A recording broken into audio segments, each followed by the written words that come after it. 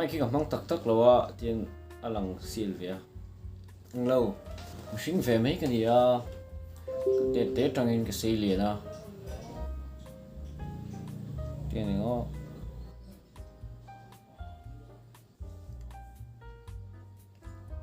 hi guys hi guys dito ching long tiếng po lâu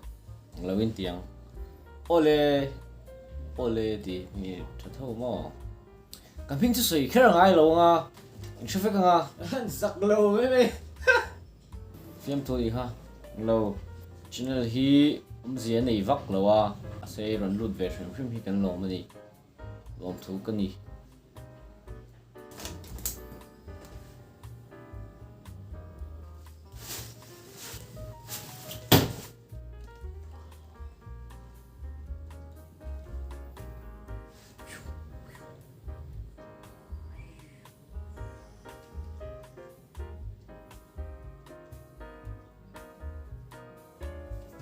Konnichiwa. Coming to Jeremy Lusong Zola. Nia. Hello. Samples Velvetrina exfoliant. Anh về ngã có mà để trong cái xây liền à. Channel này luôn vangin cái lồng thu ni. Phur thut hiền video cái xem phim này chú. Tiêu nan.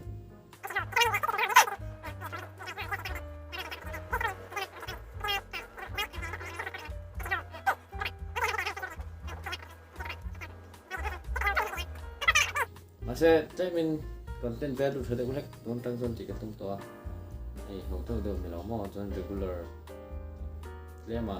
schedule ba ngày nữa cái upload được không phải anh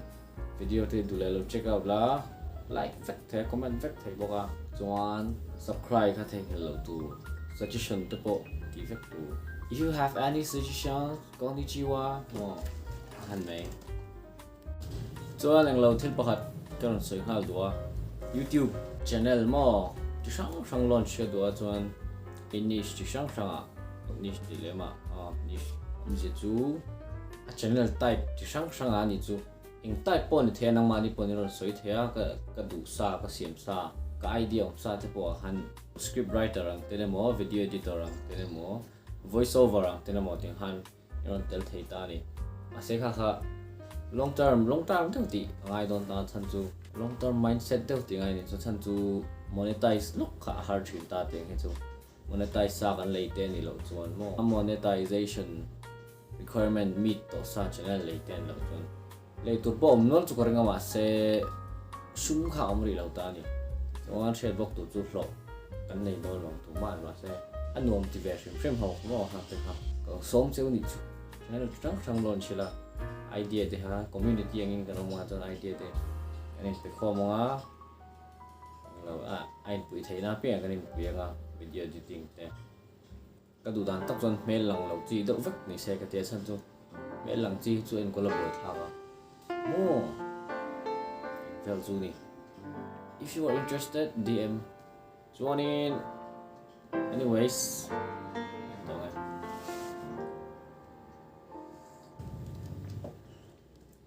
video thì cái thiệp về chủ thì bây là lâu hai đâu hi cái là thiệp lâu mà thì bây là cái chạy ray bị lâu thì mấy cái chạy ray bị lâu à chuyên mình cắt anh tìm ở tiếng chuyên mình cắt ta layer bản hình thum về là effect sound effect thì bây giờ cái bị lâu tua chân chú anh lâu collection ang top fan cái này dồn chụp dễ là ai mà tu cái nào là ba ngày đâu là xem tu này project rang cái khỏi răng lúc tụi mà câu lục lâu nghe thì bộ có chuông lâu phone lip vecking cái tita bộ Premiere Pro hi crack download từ mù hard tụi cái download để mấy cái Premiere Pro thiêm điệu nó bị chuông nó chỉ tiền đâu nha một số ngã variant rồi sống lâu ta lâu từ buổi rượu trong ngoài này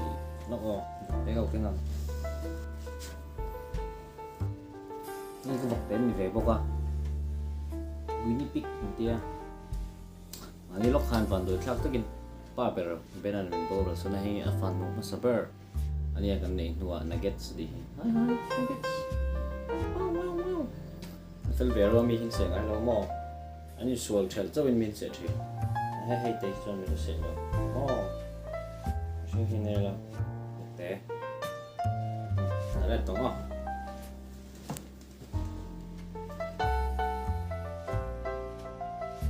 tập bộ đồ xe không thử